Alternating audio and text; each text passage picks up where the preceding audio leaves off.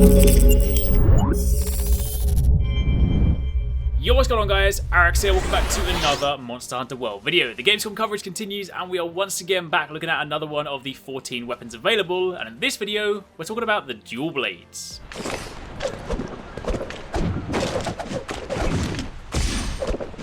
As always, if you guys have missed any of the other videos I've uploaded so far, then be sure to check them out on the channel. I'm systematically working through all of the weapons, trying to get them out to you guys while I'm out here, plus I've got some other stuff planned as well.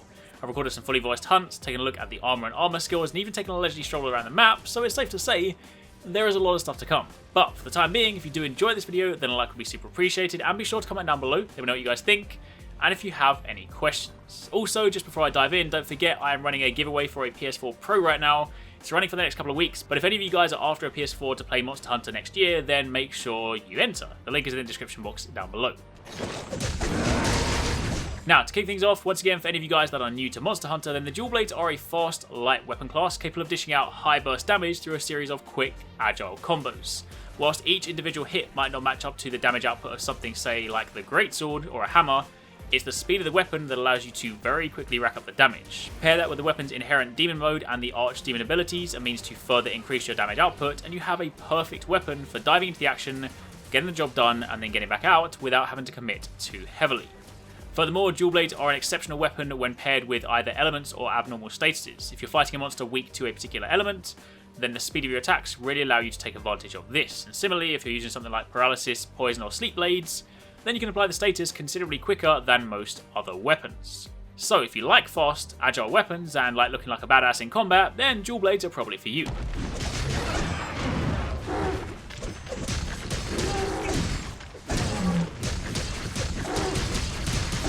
Now, if we dive into the Hunter Notes and take a quick look at what the weapon has to offer, we can get a very basic understanding of what's needed to build our combos. It's worth noting that the dual blades have many variations and permutations of the core combos. You can chain attacks together in a number of different ways, and while that is definitely something I'll be sure to explore and convey in my tutorials when the game launches next year, for the purposes of this video, you'll have to forgive me if I don't go over every single possibility.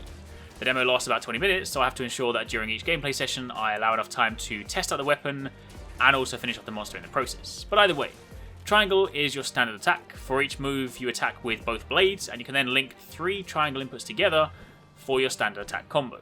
Circle and a direction will allow you to perform a lunging attack, similar to that of your draw attack.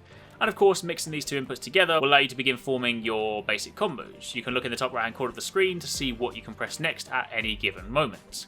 I mentioned this before, but this can be turned off, but for the purpose of showing what's possible, it's actually pretty useful to leave this on, since every time you press a button, the UI changes to reflect your next options. Speaking of which, pressing R2 will then allow you to enter Demon Mode. Whilst in this mode you attack faster, your attack animations will also look a little different. You'll have this red glow around you, and you'll also deal more damage. In addition to that, you have slight wind resistance and super armor from smaller creatures. In other words, they won't trip you up. However, at the same time, all while you're in this mode, your stamina is draining, so when you're out of stamina, you exit this mode. You'll also notice that you flip your blades backwards, attack on Titan style, and if you run whilst in this mode, then you hold your arms backwards like you're a character straight out of Naruto. We are fighting dreamers.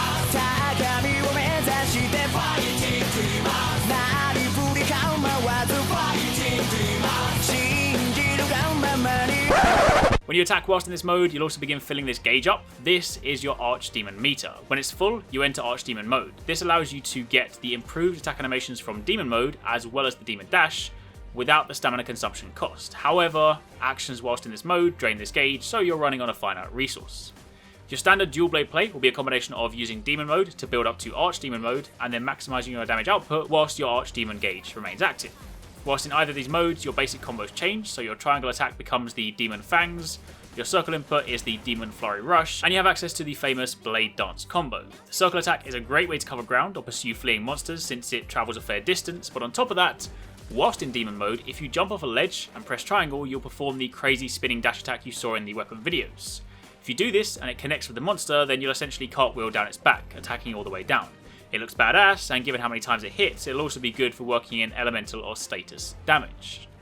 Now besides that, there's not actually a great deal more I need to tell you at this stage, at least not until I have a chance to spend some more time with the weapon and systematically begin working through every possible combo permutation. Some weapons in Monster Hunter are a little more evolved, like the Charge Blade, Switch Axe or Insect Glaive, either have multiple modes to contend with or other things to worry about, but the dual blades are actually quite straightforward. They're an aggressive weapon and reward you heavily if you play in this way, but provided you're in there, attacking and taking advantage of demon and archdemon mode as much as possible, then you can't really go wrong. Sure, there are some optimal combo paths, but in truth, everything flows so well that you can get away with almost making it up as you go along. But either way, for the time being, that is pretty much it from me. I'm going to leave you guys with some more uninterrupted gameplay so you can see and listen to the weapons in action. We're hunting in Great Jagras again, simply because for a lot of these, it gives us enough time to test the weapons, show it off, and still defeat the monster in the given time limit. But there will be some Anjanath gameplay going up on the channel a little bit later during the week. If you have any questions, then by all means let me know, and be sure to keep it locked for much more Monster Hunter World coverage. Thank you very much for watching, take it easy, catch you next time, peace out.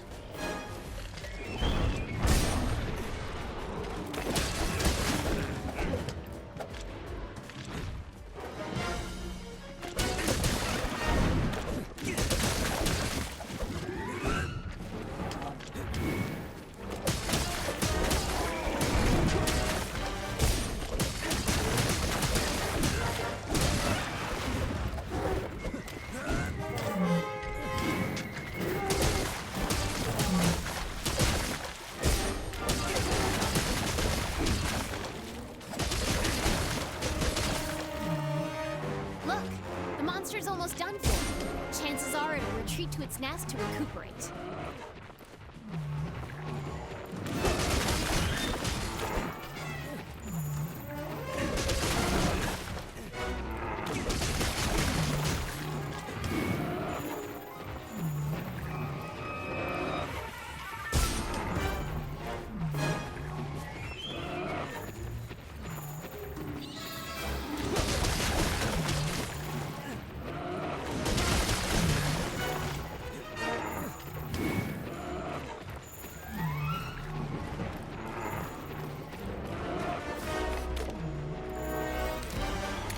Moss is slinger ammo. Launch it at walls to light up the area.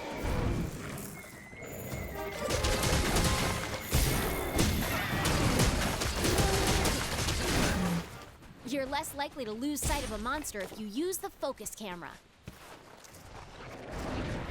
The dual blades are close-range weapons made for hitting prey with a flurry of attacks. Demon mode is super strong, but it eats up stamina.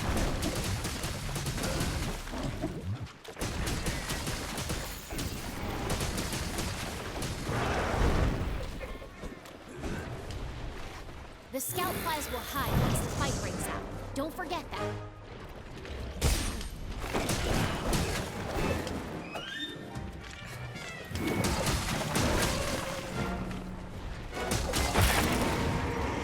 The monster's been immobilized. Now's your chance.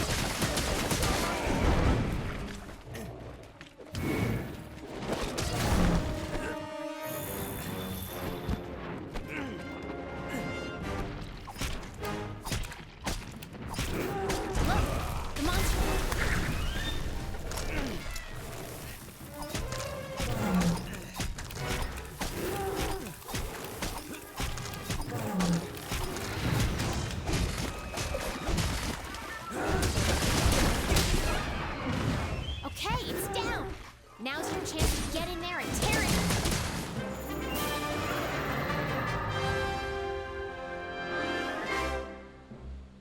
All right, you completed the quest. Congrats!